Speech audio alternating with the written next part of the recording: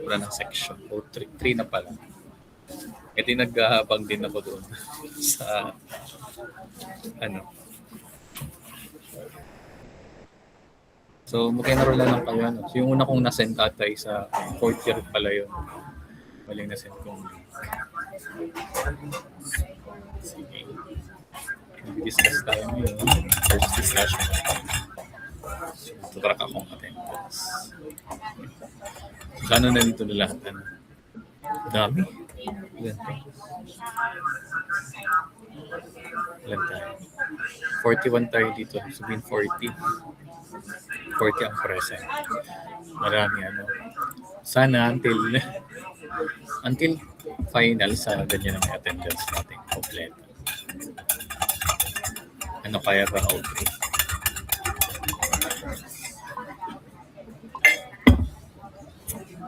Okay. So, ang gagawin natin today, since this is 2 hours, so parang 1 hour. So, i-discuss ko lang kung anong makaya sa oras natin. Tapos yung iba, patuloy ko na lang. I believe Thursday kayo ang sunod mo. Doon ko lang i-discuss yung So, ang i-discuss ko ngayon, introduction to instrumentations and control. Tapos yung PNID types. Tapos kung aabot pa, yung process measurement. Okay. Sige, paon muna ng mga camera para makita ko malang na hindi ako alone. Alam kong itong oras na ito ay nakaka-tempt talaga pumiga at matulog. Sige, nakikita ko na si Mark Daniel, si Eliza, si Cristel Ann, si Justine, Mia, Mark, Lauren, Althea, Leon, Renz. Sige, matatandaan ko na mga pangalan. So Mark Laurent, nasaan ka? Yeah. Nakita ko to si Mark Laurent kanina sa canteen. Sabi niya, sir, may klase siya. Sabi ko, meron. Unfortunately. Meron. Sura din na ba kayo? May mga dito, disclosure. May mga terms dito na parang hindi nyo pa unang may intindihan. Siyempre.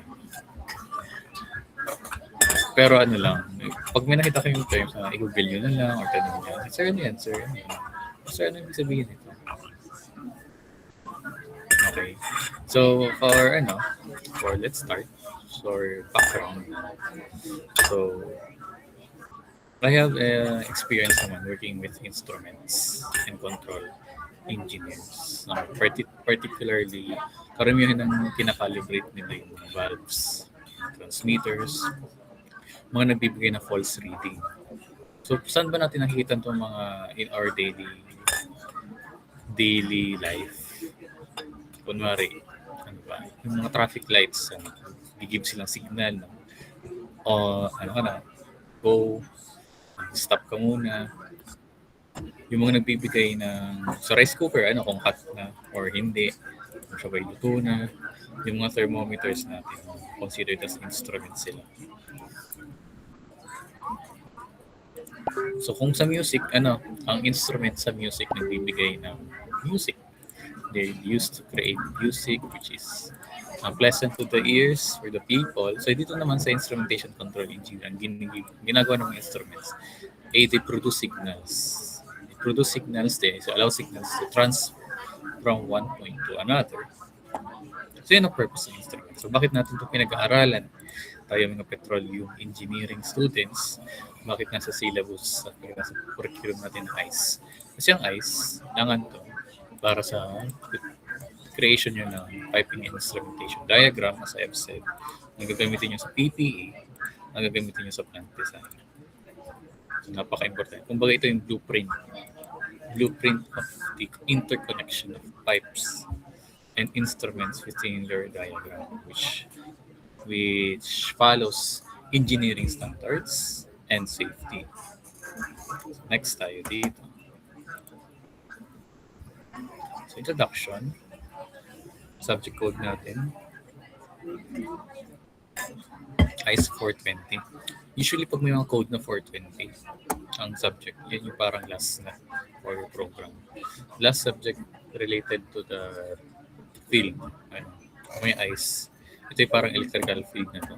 Parang sa electrical field, ito na yung last topic. Somewhat, nasa pinakahuli sa inyo. And then, course overview. So, ano bang role ng instrumentation sa modern industry engineering natin? So, nakalagay na dito. Ano? So, this is a branch of engineering that focuses the measurement and monitoring and automatic control of industrial processes. So, napaka-importante nitong automatic control. Okay. Back in those days, siyempre wala pa mga transmitter. Yung industrialization process. Kung sabihin natin yung calculator, ano? Yung calculator noon ay abacus. At alam niyo abacus, ang ginawa ng mga Chinese pang-compute.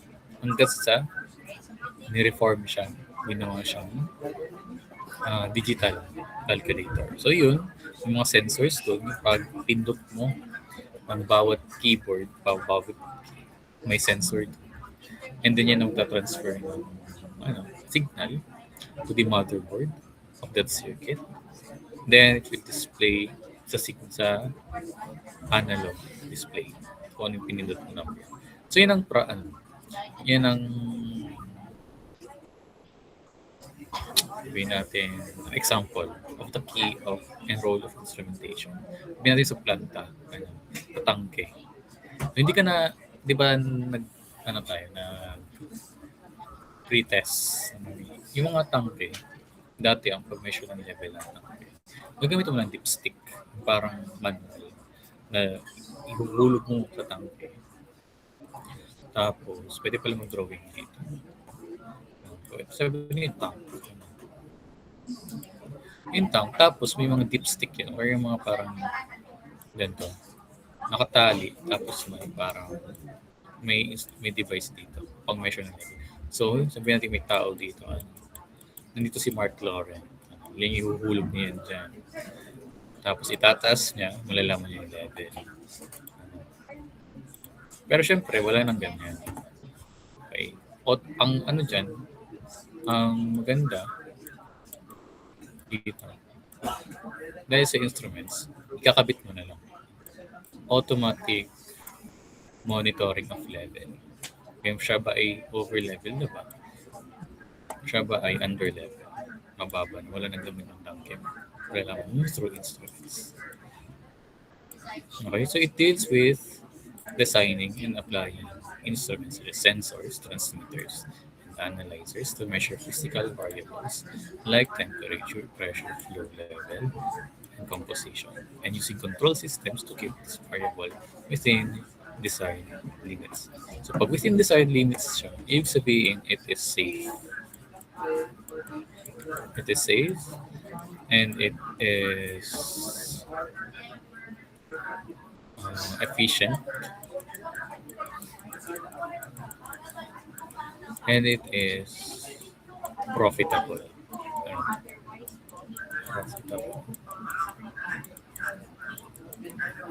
The more automated the system, the more work it can do, the more profit it can generate.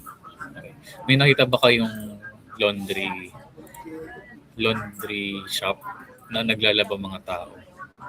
Di ba wala naman? Ang naglalaba yung mga washing machine kasi automated na siya. So kung ganun, safe siya, ibig sabihin sustainable, pwede siyang ulit-ulitin ng ulit-ulitin. No human interaction, limited human interaction and profit. So ako nung pumasok ko sa sa planta ko dati, kala ko mga personnel, mga 30 personnel. So gaano kalaki yung planta namin? Parang Shafa building. Mga 5 Shafa building, di ba? Shafa. OE building na, Albert Einstein building. Mga 5 ganun. Sabi, di ba, ang laki naman. Ang laki masyado. Kala ko mga nag-ooperate sa mga 20. Yung pala, lang, 5. Kasi halos lahat ng process doon, automatic. And that is through the help of instrumentation. So sir, but automatic kailangan pa ng tao? Okay. So yung tao, the person, the people itself, will serve as the first layer of defense. Kung saan, okay, sira, may mga valve na hindi bumubukas, may siyang bubukas, manual opening of valves. So kahit gaano ka-automated ang isang system, kailangan pa rin ng tao niya. Okay.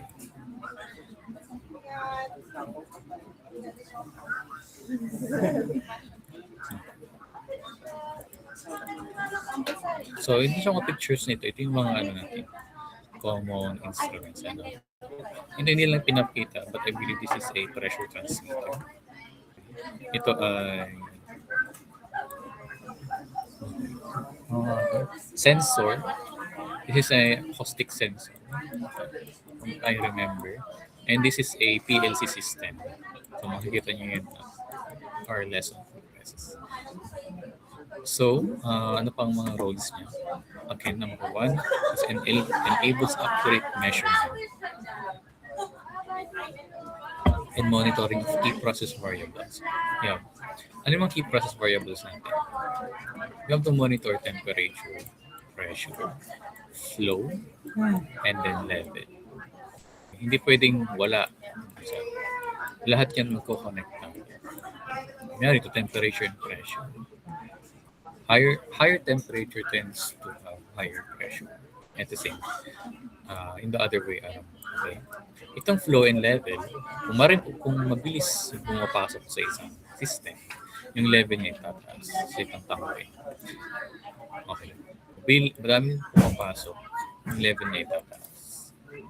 Kung mababa yung level, ibig sabihin, kung ano yung nagdi-display, sabi yung pump, hindi sira yung pump kasi mababa yung level ng tangke. Number two is forms the foundations of automation and control systems for stable and efficient operation. 6:30. Okay. Tapos, meron din tayong tinatawag na other roles, process automation. Iba din yun, ibang ginagawa ng process automation. Sa amin, di ba nag-pretest ako sa inyo, mayroon tinatawag na control room. Yung control room, ang mga nakikita sa screens ito. Kung panel ka, 5 years ka na nag-work sa plant ka, pwede ka ma-promote sa panel. So ito yung maging trabaho, monitor mo lahat. Pero sino nag-program nito? Yung process automation. Itong nagkakamali din to. Ito yung tinatawag na DCS, Distributed Control System, which will be talking later. So sa isang control room, meron tayong mga panel operators. So pwede tayo dyan, yung mga panel operators sa mga graduate ng petrol. Mga graduate ng petrol. So sila halos doon na pupunta. Mga panel operators. And then, yung panel operators, from the screen, nakikita nila kung anong level. Anong level ito, anong level yan. And then, yung mga kakaabig-kaabig ng mga instrumentation. So, ito, instrumento, ito din, hindi pala yan. Ito. So, ito, Finson, itong, flow orifice, may nakakapit siyang flow. So, nakikita sa computer kung ano yung kanyang flow. Okay. Then, itong control valve naman, nakikita kung siya ba'y naka-open or close. Ito, position. Anong position niya? 83%. Ibig sabihin, 83 na nakabukas. So, ganyan ang pag-monitor ng panel. So, pag meron dyan ng false reading, kunyari, 83%, nakalagay dito. Pero dun sa labas, sa actual na nakikita ng operator, lang siya, nakasara. So, false yung reading niya. Ang umaayos niyan, yung process automation. Para nag-code na computer programming yung process automation na inaayos niya. Pero kung ang sira naman ay sa labas, yung valve ay nagsisira-sira, nag-open and close. Ayos yan yung instrumentation team. along with their instrumentation maintenance team. Okay, so ganun. Number 3 is improves product quality and consistency by maintaining optimal process condition. So sa tanongin ko kaya, alin ba ang mas consistent gumawa ng mali, pagkakamali? Computer ba yung tao?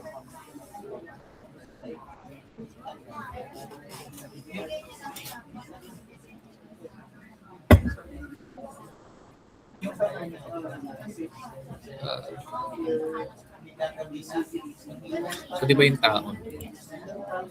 So yung system, ang pag-assess ng quality, tao pa rin, pero yung paggawa mismo ng process, as much as possible, siya yung automated.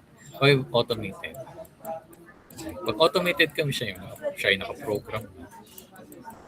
Nakaprogram na siya, may pina-follow siyang set of codes. Kung ano lang yung input na yun lang ang kanyang ilalabas. Sabihin, mas mataas yung consistency niya. Less error. So bakit nagka-error? Di ba? May bug pa rin tayo tinatawag. Yung error pa rin ng computer, pero less ang kanyang pwedeng produce. So dito, ang ginagawa nito, yung kuya dito, nagka-quality assurance siya. Di ba ito, kung ano man ito, mga Apple na ito, final product na siya. So quality assurance na siya. Ang nag-check, yung tao na mismo, or through visual inspection. Okay. So, ng automation. One key role of automation is consistency. Okay. So, sobrang dami ng product na pinaproduce. Hindi siya kayang imano-mano ng tao. Lalo lang dami ng demand. Okay. Napapanood niyo yung paggawa ng French fries, McDonald's. Di ba halos machine na lang yung mag-operate sa kanya. And then, ang trabaho ng tao, siya lang yung maglalagay ng mga potato sa raw material. Tapos siya mag-inspect sa product mo. So, ibig sabihin, ang human intervention sa beginning and sa end.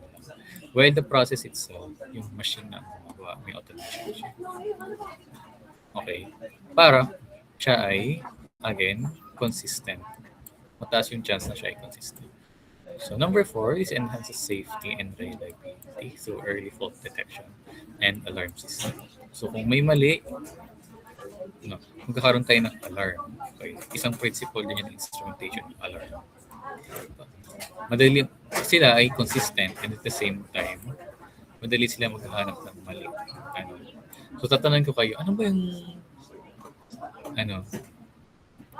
sino ba ang mas magaling maghanap ng pagkakamali? Yung tao, yung computer.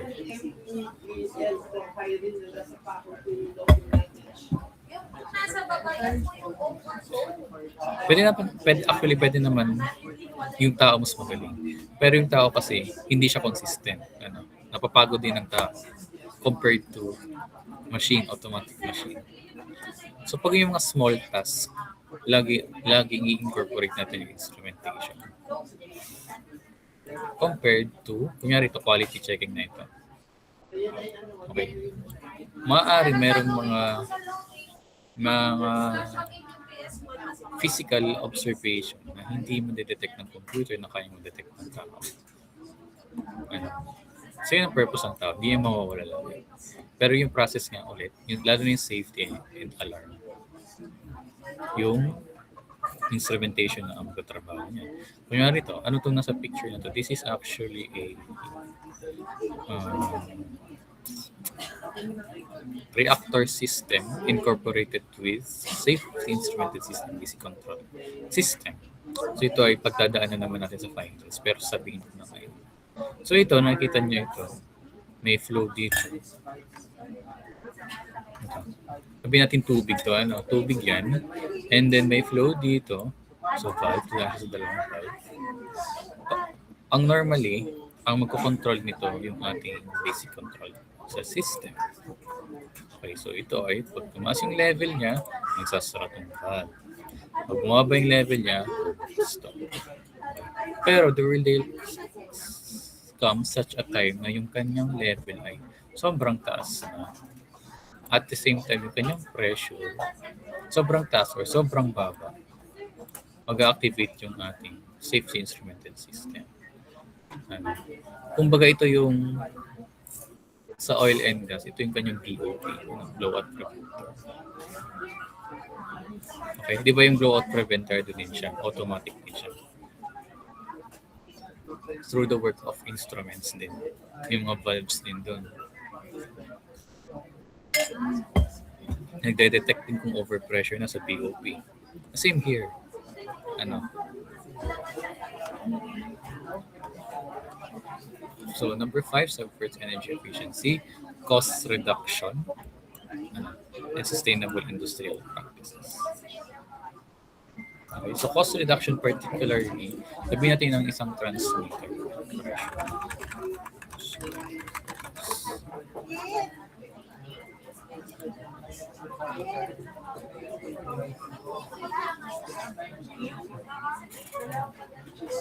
Freaking daw.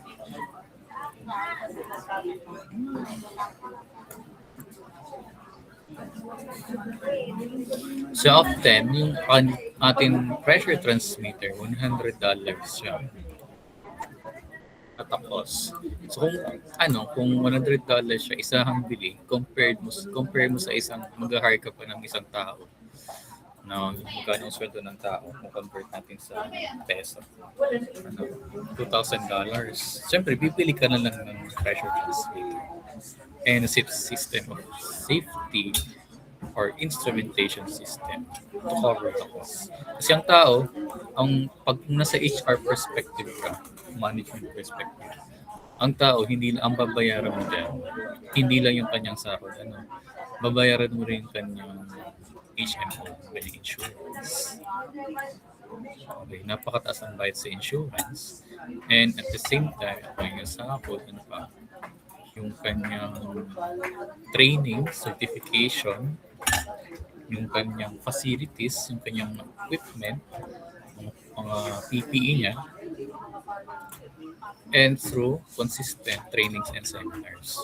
Lahat yan. So from a perspective of my manager, mas mahal mag-hire ng tao kaysa bumili ka lang ng equipment. Na yung equipment, ang gagastusin mo lang, maintenance lang. Sabi natin yung equipment na yun ay 10 years siya bago masira. Yung tao, ang tao ay flexible, mali mo, hire ngayon, magaling. Tapos next year ay aalis na pero nakuha ng taas na sahod. Okay? So yung mga ngayon, mga company ngayon, di ba? Hindi lang naman to sa instrumentation. So lahat ng field in the industry. So yung mga greedy na CEO, they will hire less people but they will invest on automation. Mas matipid kasi yung automation. So, sa result, hello yung tao. So, yan? That is a debate in the current events. Kasi may mga AI na automation din ng AI. So, na yan.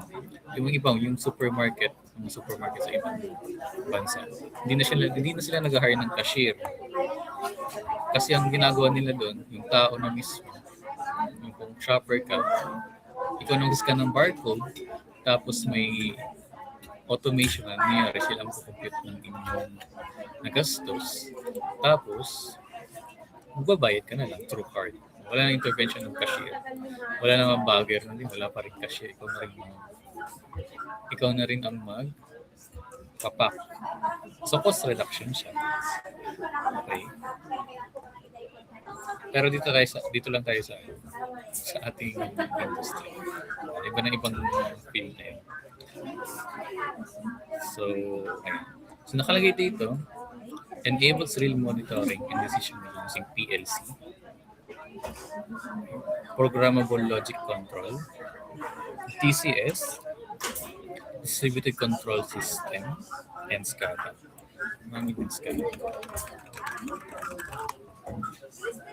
Supervisory control and data acquisition. So ito yung mga mga electrical terms na ito. Sulat ko nga ito. So PLC, programmable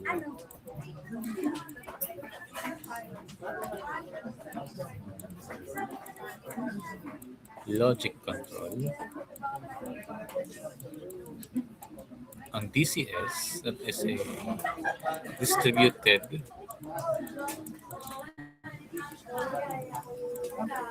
control system.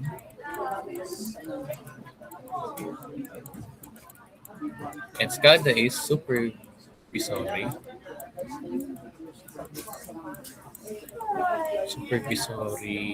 control and data acquisition.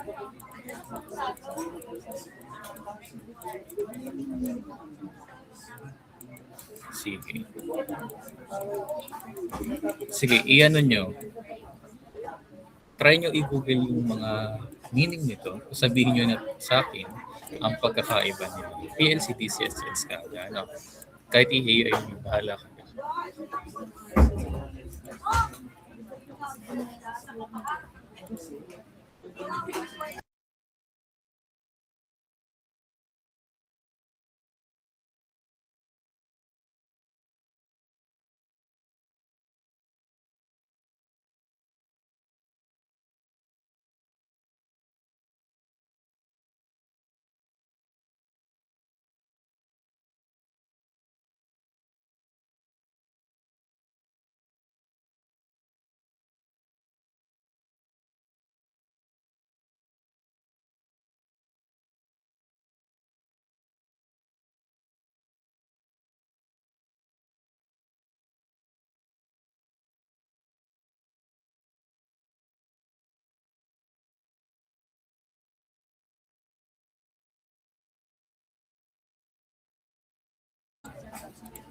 Okay. May mga pag-discuss. I-ano nyo na lang as much as possible, i-layman's terms.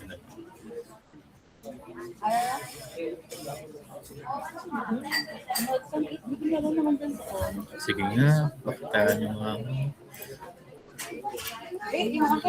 Nakikilala ko ang student pag siya ay laging nagpaparamdam. 2:30 pa ako. Okay, Mark Daniel Takpilik.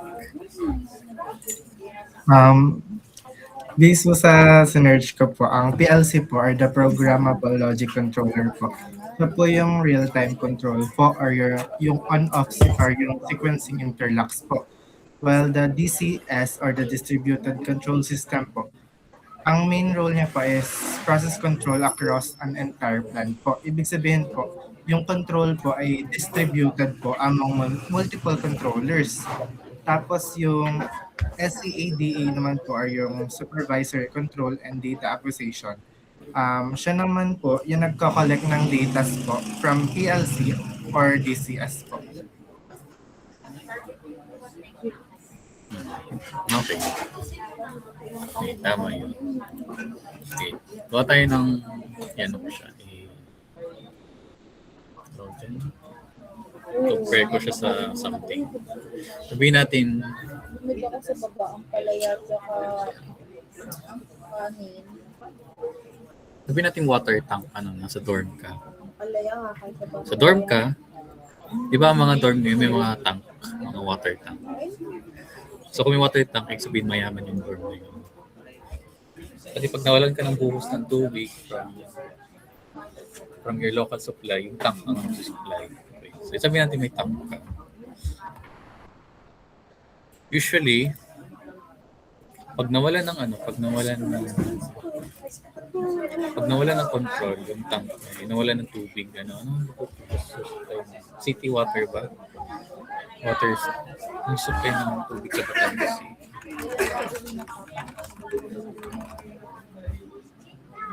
Prime water, okay. Prime water. So yung prime water, nawala ng supply sa barangay. So yung program, yung tanke, nakakonect siya sa PLC. Yung PLC siyang mag-activate na buksan yung valve sa discharge ng tank para siya ay magbigay ng tubig. Okay. So yung na yan, so hindi lang naman kaung dorm ang may tanke. Maraming dorm sa GCH ang may tanke. So nagmo-monitor niyan Yung pagbukas ng mga valve sa mga tangke, yung distributed control system. Yun pa rin, ma'am, Okay. yung Nasa isang in-order room mo yan. noon.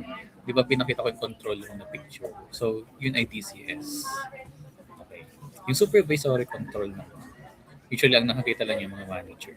Sabi na sa buong Batangas City, lahat ng subdivision na may water tank ay nasusupervise ng ating SCADA system. So, ganun siya, ganun ang parang pinaka-madaling explanation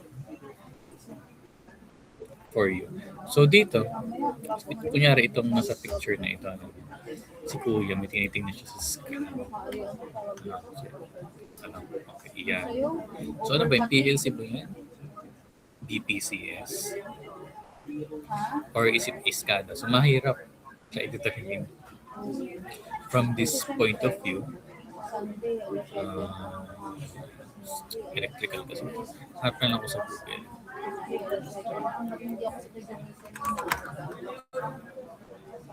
Okay, ito. So yung mga PLC natin, ganitong itsura niya. PLC. Okay, ayan. Ito. Kunyari ito. This process controls the conveyor belt. Okay. Parang paano ko i-explain sa'yo? Okay. Ito na. Ito pala.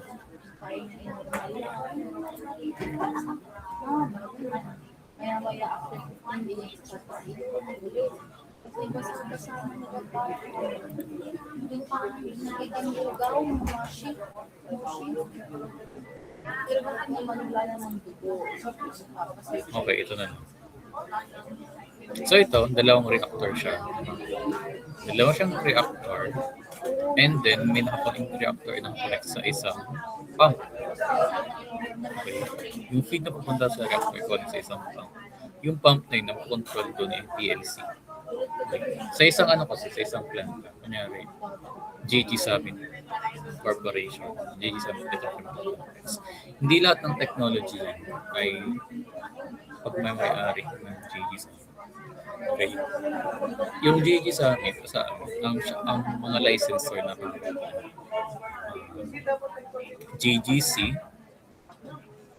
JGC, Chevron. Okay, yung mga Chevron, JGC, mga licensors sila.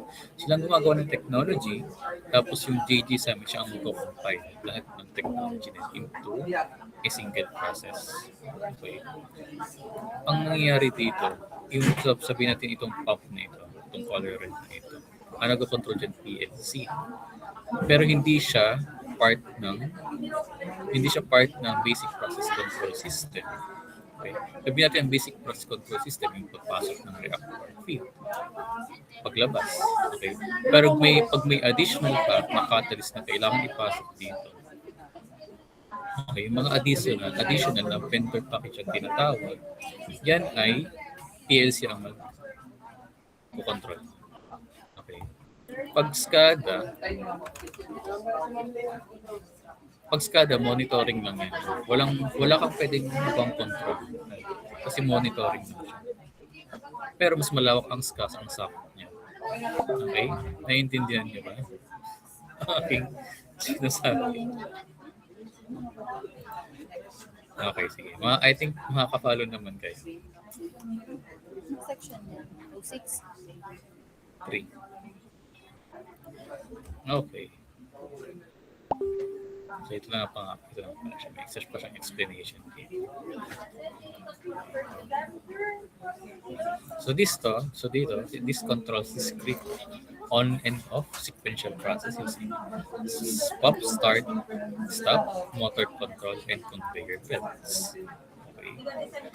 Isipin niyo yung parang electric fan. Ano bang ng electric fan? Di ba 1, 2, 3 lang? 1, 2, 3 ang pwedeng pindutin ng electric fan. Saka yung kanyang sa likod yung siya mag-swing or hindi. Yun ang PLC. Okay? Pag DCS naman, sabihin natin yung electric fan, yung RPM, sabihin natin, yung electric fan ay konektado siya sa isang system na kailangan ng cooling. Okay? Kailangan ng cooling. So yung system na yun, sabihin natin another tank, ang nagpapakool sa kanya electric fan. So both the electric fan and yung tank, ang nagmo-monitor.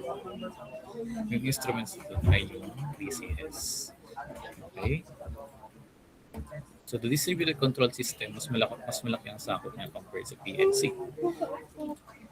So this monitors reactors, distillation cone, and the utility boilers, and others. So SCADA naman, as I have said, siya ay supervisory lang. Pag-monitor lang siya. Dito, pipelines, power grid, di ba? Napakalawak ang sakop ng power grid. And then, water treatment networks. Okay? Pero yung ating pag-aaralan ng PNA, siya ay ano lang siya? More on DCS. Ay, DCS tayo mag-focus. Okay, so industries that rely on control system, so almost everything. Ito ay picture na ito. Thermos. Okay. Di ba sa Amerika, sa US, ang mga bahay nila may mga thermos kasi malalamig doon sa kanila. Nagre-require ng thermos. So, saan naggaling yung init? Actually, ang init ay galing sa sahig nila. Doon nag-generate ng init. Na hindi naman sobrang init. Kung may mapapasok na yung yung floor. Pero ganyan sa kanila. They rely on control system, thermos, at si kettle naman. Okay? So yung mga kettle natin, di ba yan ay automatic na nagsasara? Sasara yan, ang logic nito, sasara ang mga kettle. Hindi siya mag-detect ng yung temperature. Pag nakadetect yan ng temperature na 100 degrees Celsius at a given time, yung itong button, itong switch na ito bababa. Okay? Ano ba? Electric fan. Kinokontrol. Input natin. Ito, pump. Ito ay specifically water pump. Okay. Ito yung traffic lights natin. So all of these are relay control systems. So on a larger scale, ito ay creation ng bottles. Yung aming plant tour last semester, pumunta kami sa Nature Springs. Nakita namin kung paano ginagawa yung mga bote. Itong mga bote na ito, sabi natin ito ay 500 milliliters. Yan ay pagdating sa Nature Springs, yan ay maliliit. Parang kasing liit na mga charger, yung adapter ng charger. Yung kaliit kasi na-expand nila, ang magiging result yung ating actual water bottle. Car manufacturing, okay, and distillation column, and the plant itself. Okay. So what is instrumentation engineering in general? So it's a branch of engineering that deals with the measurement and monitoring of physical and chemical variables. So this involves sensors, transmitters, and controllers and control systems to ensure processes operate safely, efficiently, and accurately. So it's using tools to measure needed quantifiable variables. Okay? Measure is the key word also for instrumentation. So yung mga kailangan natin measure. So balik tayo may konting review dito. Pinakauna is pressure.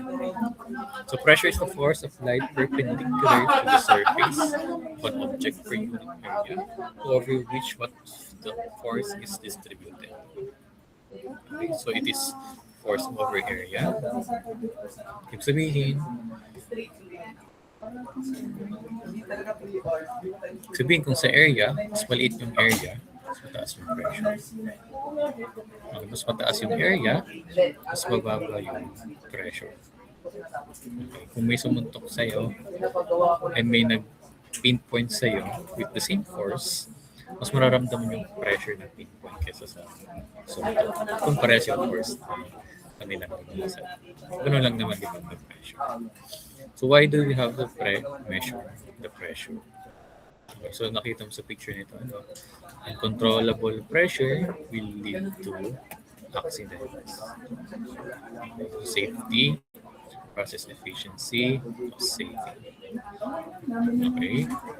So napapansin niyo parang halos every week yung papa niyo may inaayos sa kusina, sa sink. Kahit gaano kahit pag hindi, sabihin, maintenance. Sinasabi ko maintenance. Okay. Maintenance, there's always be a maintenance. Because the system, any work that produces power, produces friction. Okay. So, sabihin, itong mga equipment na ito, over time siya ay kumakalas. Siya ay nagbibigay. Okay. So why do we need pressure? So para malaman natin kung kailan kung ang ating system ay kailangan na ba siya palitan o kailangan pa ba siya i-maintain at to decide the limits. Okay? Ito, ang pag-measure ng pressure sa amin, yan ay through shift. May mga catalyst cylinder ganito. Every shift, i-measure yung kanyang pressure. Bakit? May mga catalyst namin doon. Yung mga catalyst namin, may mga naka-provide dyan ng mga butas ng mga safety valve dyan.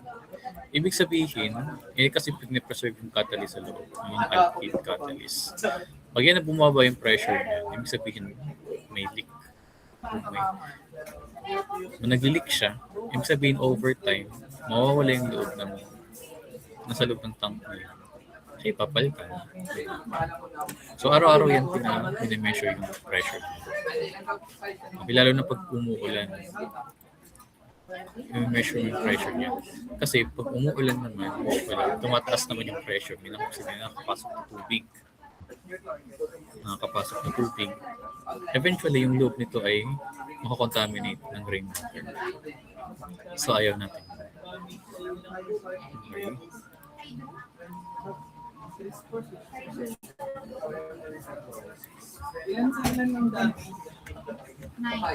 So kung tandaan nyo yung ating pressure, meron tayong tinatawag na ayan.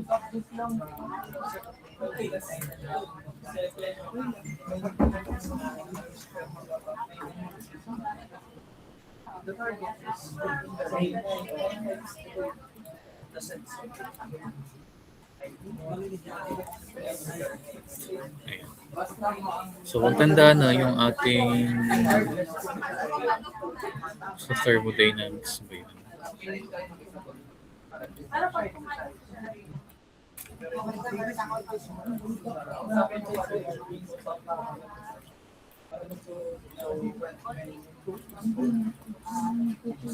Di ba meron tayong gauge pressure? Gauge. Yung GP. Meron tayong absolute pressure. Tapos meron tayong atmospheric pressure. ATM. Okay. Tandaan niyo pa kung anong meaning yung tatlong yan. Okay, meron pa tayong vacuum pressure dito. So, ano yung meaning nito? Okay, tandaan niyo pa. Tingnan, nag-recite ko niyo.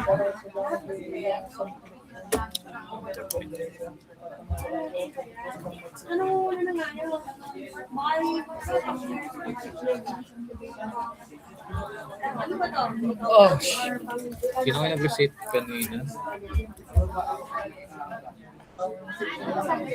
Tampilik ba yun? Tama na, tampilik. Ayan. Art. So, anong magkakaiba na tatlong yan?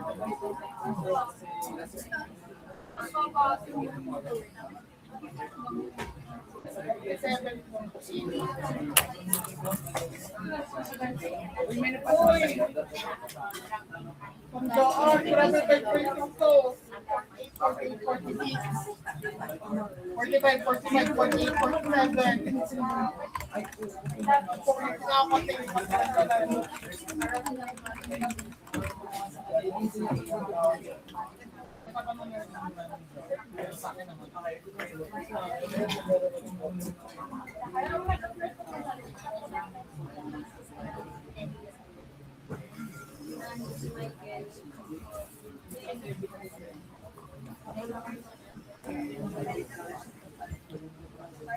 Okay, thank you. Thank you for your answer. Tama yung sinabi mo. Atmospheric pressure is normally the pressure exerted in a certain point anywhere on Earth. Ganun yan.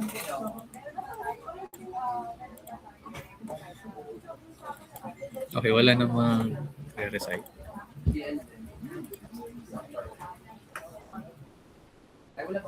Okay. So yung atmospheric pressure natin, simula tayo sa atmospheric, yun yung ambient pressure natin.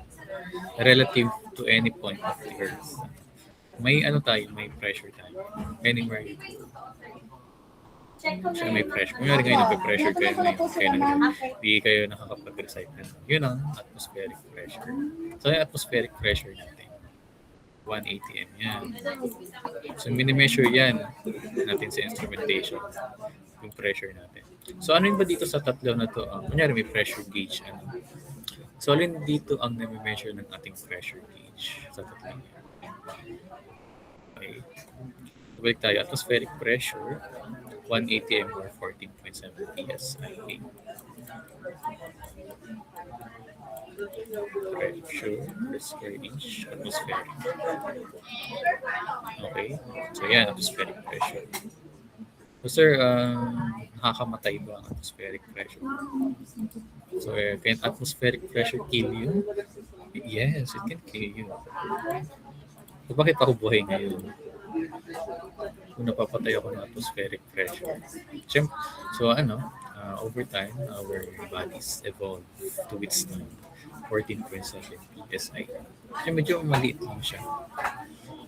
So what ating nararamdaman because our bodies also gives enough pressure to counteract the atmospheric pressure that is being exerted on us by the atmosphere.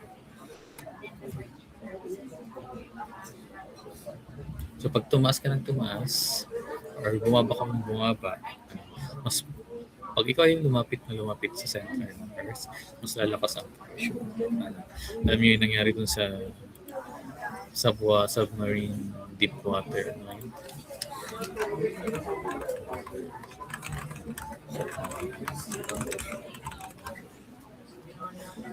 Okay,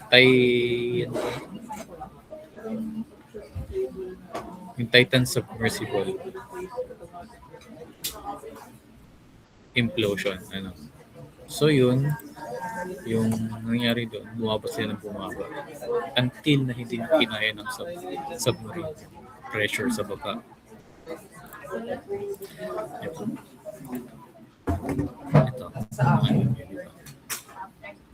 Sobrang lakas ng pressure sa baba. Tapos, nag-implode. Kasi hindi na kinaya ng structure ng submarine na yan, pressure. Pag sa taas naman, pag ikaw'y tumaas sa planet Earth, bababa yung pressure. Bababa yung pressure, mas mahirap ka na bumili. Kasi wala nang pumapasok sa lungs. Kasi mababa na yung pressure. Kailangan mo na huminga ng malalim. Okay? So, doon naman dito yung ating gauge pressure. Parang kayo nakapahapon ka pa, Pag nag-check gauge pressure, dito na lang pala tayo sa gauge pressure. So, gauge pressure is, obviously, ito yung nami-measure natin yung pressure gauges. PG. Okay. Ang pressure gauge, yan ay Ang kapal. Ba't hindi ganyan yung pinahard bank namin? that is the pressure relative to atmospheric pressure. Okay. Kunyari dito Pero sa parang air. ganyan yung sa mga Aikino. Kunyari itong Kapal, no? kamay ko. No? Nilagyan. Wala Sir, na alam siya. gang inyo, diga? Kunyari itong kamay. May mga ano pa, hindi na magkakabang ano. Diba? Di ba kamay Hindi yan? nagtagal. Okay. Yun nga itong kamay ko.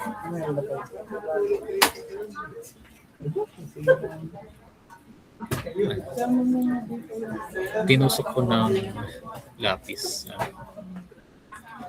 Tinusok ko ng lapis. So yung mararamdaman ko, Ganda kamay yan. kamay nga.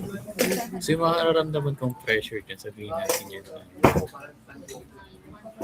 Yung pressure yan. 20 PSIA. Yung naramdaman ko 20 PSIA. Okay? So yan, yung 20 PSI.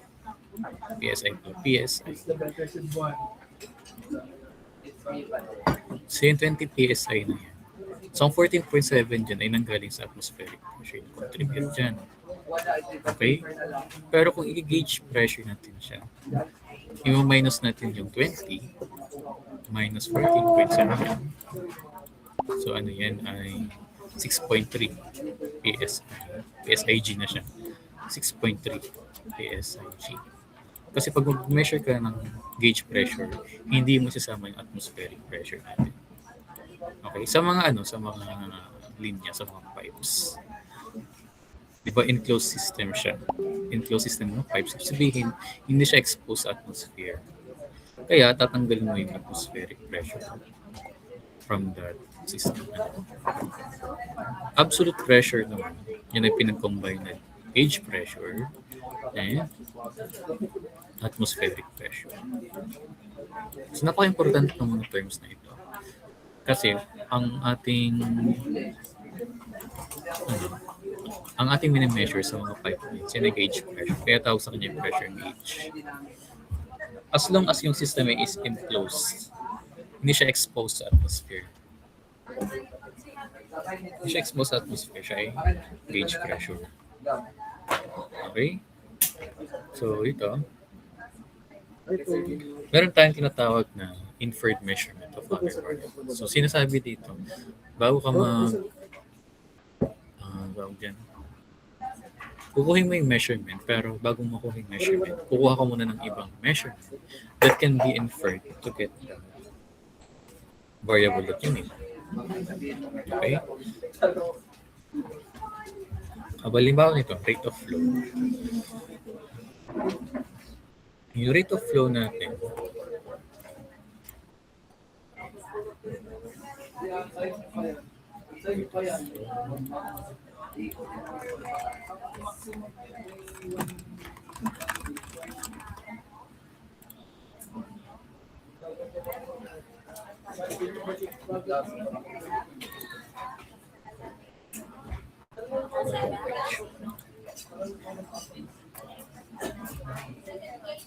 okay.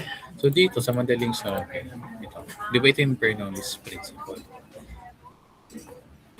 Dito nyo ba? Okay. Ito. So itong Bernoulli's principle, from this equation, we have the pressure energy, we have the kinetic energy and the potential energy, all derived from this diagram. So from that, kailangan muna natin malaman yung kanyang pressure in order to infer ano yung flow rate sa flow na yan. So kung sa point na ito, may orifice plate dito. Okay, kunyari ito. Ito yung orifice plate natin. Dito. So ito yung flow natin. Kung mapansin natin na merong pressure drop at 2 points. Okay, 2 points ang gitna yung orifice plate natin. So yung orifice plate, ang purpose niya is to create a small area in order to measure the pressure difference from one point and another, from the low point to the high point. So yung pressure drop from that orifice plate, so meron mga instruments na measure para malaman yung flow natin. Okay, yan ang basic definition of a inferred variable. So kukunin mo na yung measure bago makuha yung flow. Okay? The same with level of a fluid in a tank. So sabihin natin yung tank natin. Ang ibang mga tank, Mini-measure siya through a sight Kasi glass. mamaya after classes. Through a sight glass, makikita yung level. Yung mga tubig na binibili natin sa mga water station, yung mga 35 pesos, sinire-refill natin. Paano natin malalaman ang level nila? Ito yung parang may silhouette ng tubig sa loob. Parang tawag yan. Ito yung mga tubig na binibili natin sa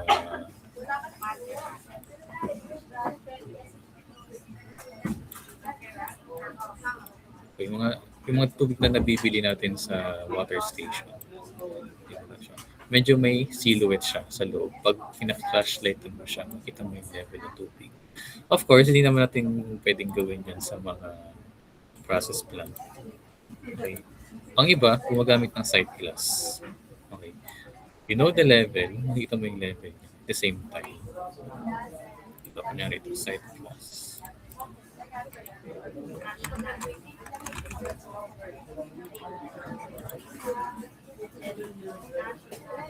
Ito. So ito mga sight glass na ito, makikita mo yung level niya. At the same time, makikita mo yung status ng ating loob ng tank. Okay. Kanya, sabihin natin ang normal na kulay ay color orange. Pero nakita mo color blue. So makita mo may may inconsistency. So may problema sa loob ng tank. Okay na kanya na-contaminate na siya. Some use pressure gauge, pressure transmitter, level transmitter.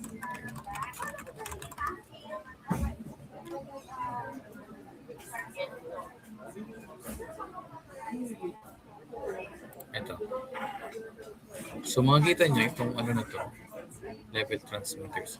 Siya ay naka-point sa taas tapos sa baba. Meron ito.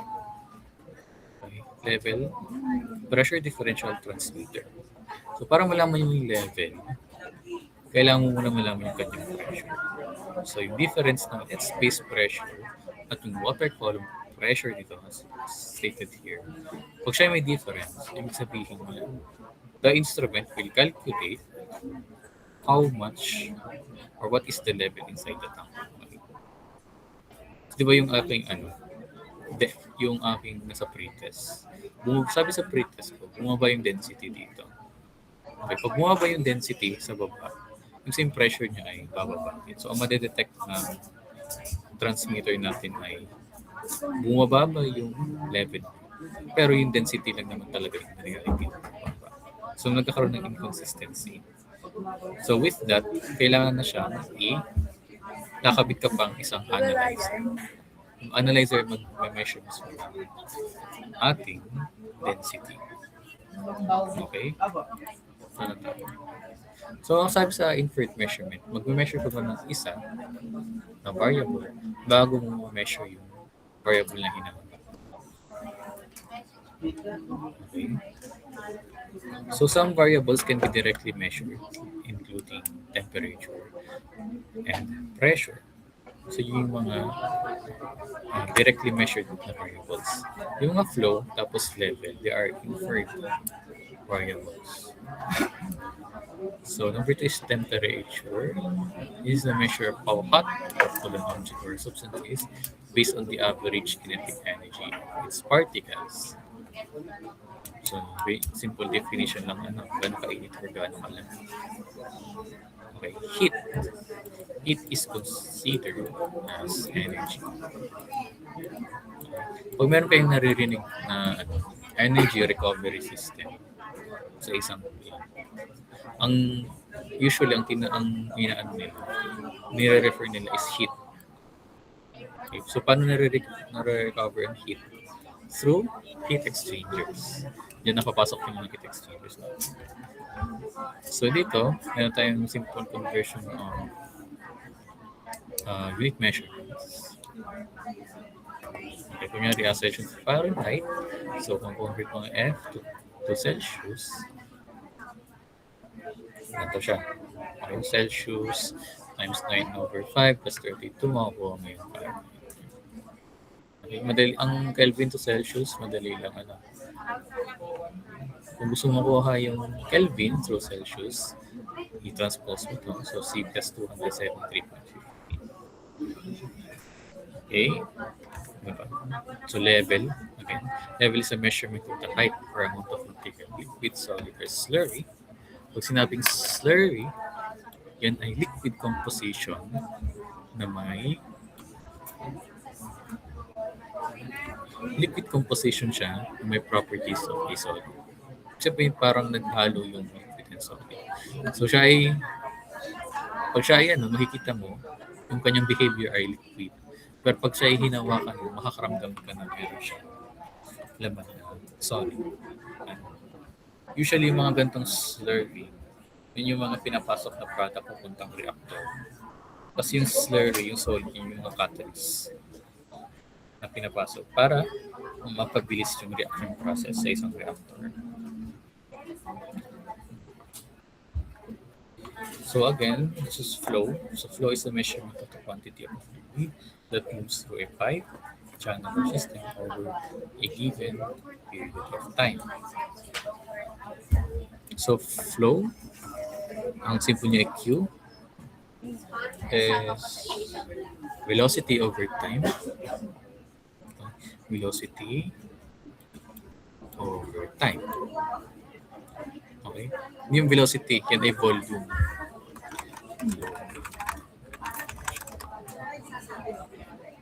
Volumetric flow rate. So, volume niya over time. Fraction.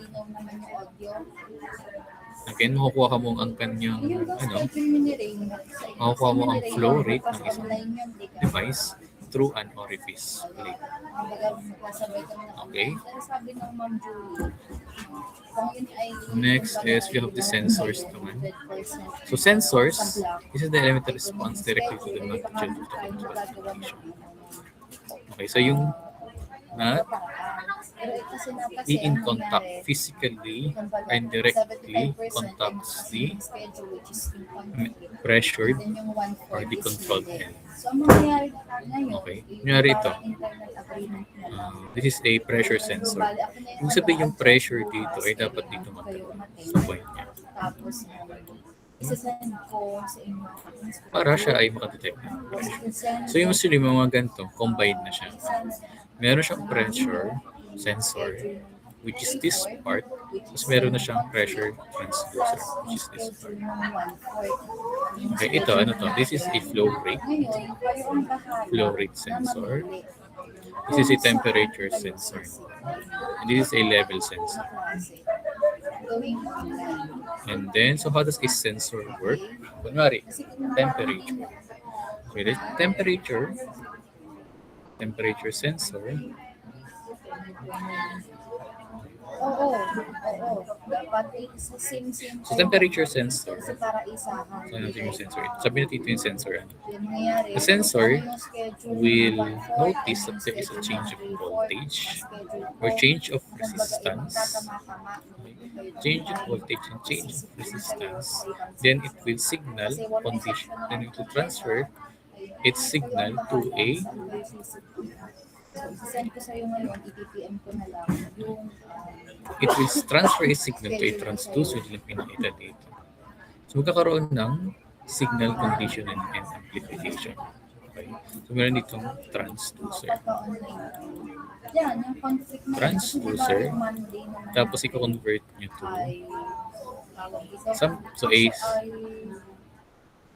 to a current that can be read through a PLC system.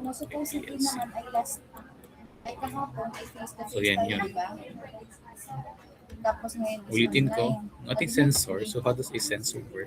So yung sensor natin, which is this part, it directly comes in contact with the measured variable sa kanyang tubig. So ito, yung ating sensor, makaka-notice yan yung change of voltage or change of resistance. So itong change of resistance or change of voltage, yan yung kanyang basahin ng sensor. Convert na kunyari mainit, karoon ng change of voltage. Pag nagkaroon ng change of voltage, yan ay magbibigay ng signal sa transducer. So yung transducer natin, sabihin natin V. Yung voltage, so na-convert na, sabihin natin ano, yung sa inyo lang pahuli yan, 06, 07. Yung ating temperature, ito, ano, Yun yung mainit, kumbaga, ay nagkaroon ng change of pahuli. voltage. Ang mababa sa Kasi yung transducer nadadagdag, basically kung mag-dissolve yung ibang yung section ay voltage. Kasi yung transducer na to convert yung signal to current. Kasi itong PLC natin, usually ang nababasa niya na yung current. Yung milliamperes. Milliamperes. Tapos, yan 4 to 20 na yan, ay may kaakibat yan na range. Sabi natin 4 is the lowest. 4 is the lowest, 20 is the highest. Ibig sabihin yung 4, sabi rin natin, yung nakaset na temperature dito ay 5 Celsius. 5 Celsius is the lowest, while 30 Celsius is the highest. Okay. Sabi nakakuha siya ng signal na 4 MP. Ibig sabihin yung temperature dito ay 5 Celsius. Okay. Sabi ko muna si Ma'am Julie. Ano? Sige, wait lang ha. Tatawagan ko So kung 20 naman nakuha niya, nakuha ang milliamperes, ang i-display niya 30 degrees yung temperature dito. So kung sa gitna naman, dyan napapasok yung interpolation. Interpolation, linear interpolation equation. So may example ako niyan. Later, may mga problems doon. So temperature, example of a way of measuring temperature Sayang yan, ilan daw magdidiscal mo? is thermostat. Ilan na magdidiscal mo? So thermostat is a temperature sensor on and off switching. Okay, and transducer, so the device that converts one physical characteristic into another. Okay, so from this case, change niya yung temperature na heat dito into voltage transducer. So transducer converts one form of energy into another. For example, temperature to electric signal. Okay, sabihin natin temperature Celsius to voltage. Some transducers converts Celsius to amperes, milliamperes. Okay. Diba? Pag milliamperes, yung kanyang pupuntaan ay napakalayo. Kasi niya yung nakakabit sa napakalayo. Pero pag voltage, malapit lang. Kasi sa voltage tends to decrease through resistance. Nakita sa pretest ko hindi. Dito naman, transmitter na converts sensor out into a standard signal. Sabihin natin yung na-convert nito ay C to V. Sabihin natin, yung na-measure niya ay 20 degrees Celsius. Na-convert niya into voltage. Na-convert niya into voltage, sabihin natin ay 5 voltage. Yung 5 voltage naman ay i-convert ng transmitter into a standard signal. Ibig sabihin, lahat ng transmitter natin, ang kanyang standard ay 4 to 20 milliamperes. Okay, yung kasi 4 to 20 milliamperes, yan ang kayang basahin ng ating mga PLC, MPPCS. Okay? 4 to 20 milliamperes. Tapos, at the same time, some transmitters also have their own display kung ano yung kanyang na-convert na final output. Okay. Sabihin, dito, na-convert niya, pumasok dito yung signal, napunta sa PLC, at the same time, dinidisplay niya rin dito. 20 degrees Celsius. So signal, what is a signal? So we have two types of signal. The analog. You have the digital. So yung analog ay continuous waves with infinite values like antennas, which are sound waves susceptible to noise, but representing real world phenomena. Okay? So discrete using only discrete level 0 cycles and 1 seconds on stage, making them more robust against noise, easily processed by computers, and ideal for data storage and conversion from analog sources. Okay? So meron tayo dito mga terms na ano natin. So that I believe kung siya kaya na basahin. Okay? So yun, yung madaling na siya. that. So, control system naman. So, anong yun ang control system? So, mga pinapakita ko dito yung mga terms natin sa instrumentation. Hala, wala pala akong nasi-share. Ang layo ko na. Ang layo ko na, kids. Like, sobrang OA na layo ko na. Anong gagawin natin dyan?